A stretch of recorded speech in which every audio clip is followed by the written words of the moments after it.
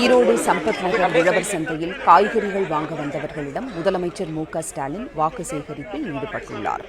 செய்தியாளர் ரவி இணைப்பில் இருக்கிறார். ரவி, வணக்கம். ஈரோட்டில் முதலமைச்சர் ஸ்டாலின் வாக்கு சேகரிப்பில் ஈடுபட்டுள்ளார், விவரங்களை சொல்லுங்கள். ஈரோட்டில் திமுக வேட்பாளர் பிரகாஷை ஆதரித்து தமிழக முதல்வர் மு.க.ஸ்டாலின் மாவட்ட ஆட்சியர் அலுவலகம் சாலை சம்பத் நகர் பகுதியில் இருக்கக்கூடிய உழவர் சந்தை பகுதியில் நடைபயிற்சி மேற்கொண்டு தீவிர வாக்கு சேகரிப்பில் ஈடுபட்டு வருகிறார்.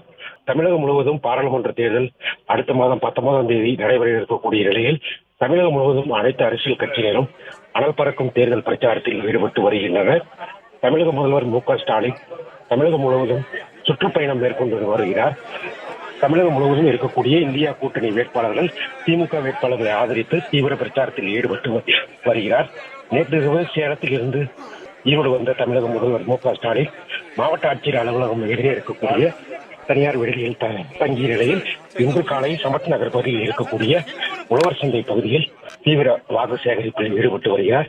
இதனைத் தொடர்ந்து இன்று மாலை சோலார் பகுதியில் நடைபெறக்கூடிய பொதுக்கூட்டத்தில் கரூர், ஈரோடு, நாமக்கல் வேட்பாளர்களை ஆதரித்து தீவிர வாக்கு சேகரிப்பில் ஈடுபட உள்ளார்.